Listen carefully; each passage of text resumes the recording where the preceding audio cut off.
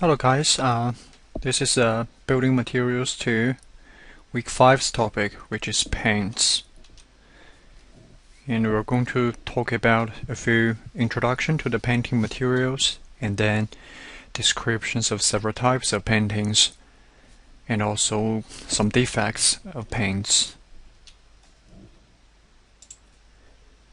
Paint is a liquid surface coating, and basically we use it in every building we build, and it is used to protect the coated surface against the possible stresses, and sometimes it is used for decoration purposes, and sometimes to prevent penetration of water and formation of bacteria and the corrosion of metal structure.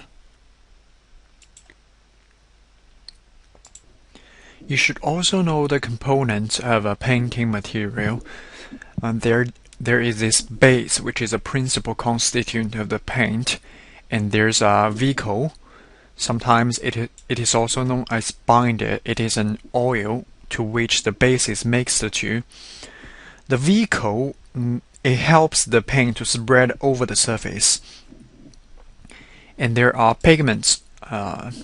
It is usually used to impart the desired color. There are also solvents, which are the types of oils used to thin the paints, which can also increase the spread, and sometimes they are known as thinners. And dryers, of course, which is used to accelerating the drying of the paint, and adulterant, which can bring down the overall cost and reduce the weight and increase durability. The use of adulterant in building materials are very common. For example, when we were mixing concrete, and in order to reduce the amount of cement, and we use adulterant, and this can bring down the overall cost. When choosing paints for the building or for the house, there are several areas you should focus on. The ideal paint should spread at the thin film. It shouldn't be very thick for aesthetic reason and economical reason, and it should have high coverage, which means it can cover basically every corner of the walls and the surface, and it must have good workability and durability. It should remain unaffected by expansion or contraction of the surface, and it should prevent penetration of air and water, and it should also be cheap and economical. When choosing the right paints for the house and the building, there are two properties you should remember. The first is covering power. Covering power is the capacity of the paint. That is for a given quantity of the paint, and how large can it cover. For example, if we have two paints, and both of which serve similar function, and one of them can cover 10 square meter per liter, and one of the other can cover 12 square meter per liter, and basically we choose the second one. And covering power is related to the type of the paint, its constituents, type of surface to be painted, and number of coats to be applied.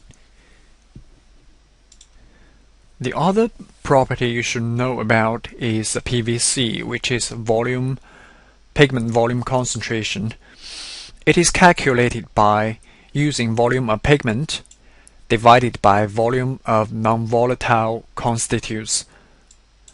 This is usually oil, and which combines the paint with the surface. The PVC can affect the gloss, washability, adhesion, and durability of the paints. Let's say if the PVC of the paints increases, it can caused by the increase of pigment or decrease of oil. And by increasing the pigments, the gloss of the paints will reduce, and the washability of the paints will of course reduce because you have more pigments to wash. And the adhesion and durability of the paints will of course reduce because we have less oil now. And you should also know when the PVC decreases, what are the consequences of its effect on the gloss washability, adhesion, and durability. The painting procedures of different types of materials such as plaster surface, wood surface, and metal surface, they vary, and you need to depend on the surface you're painting and you choose the procedures. But basically the procedures are similar, such as you need surface preparation and you need to clean it before you apply the painting material. And of course you apply the first coat, and when the first coat is applied and dried, and you can then apply the second and the third coating.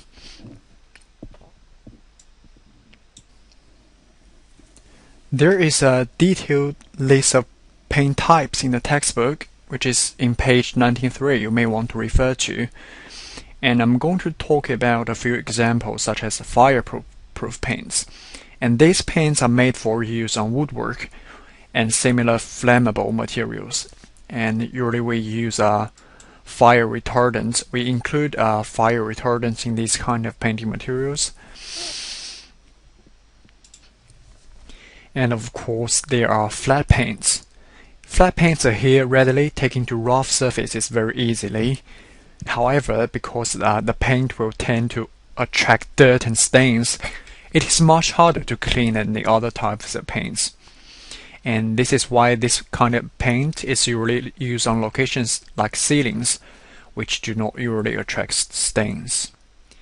And of course, there are, in the workbook activity, you're going to talk about lead paint.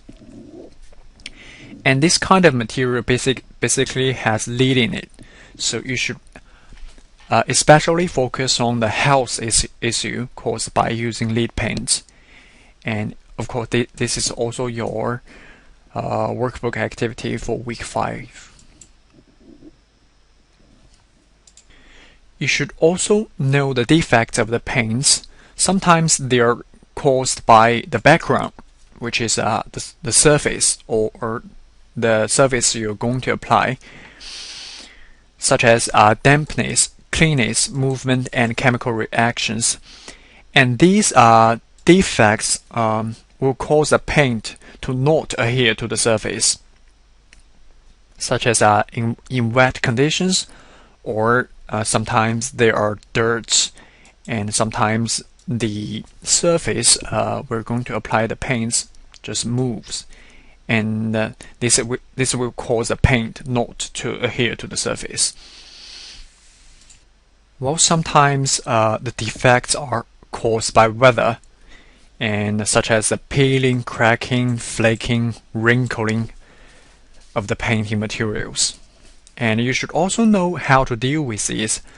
For example, are you going to demolish the whole paints and to do another one, or are you just going to apply another coat?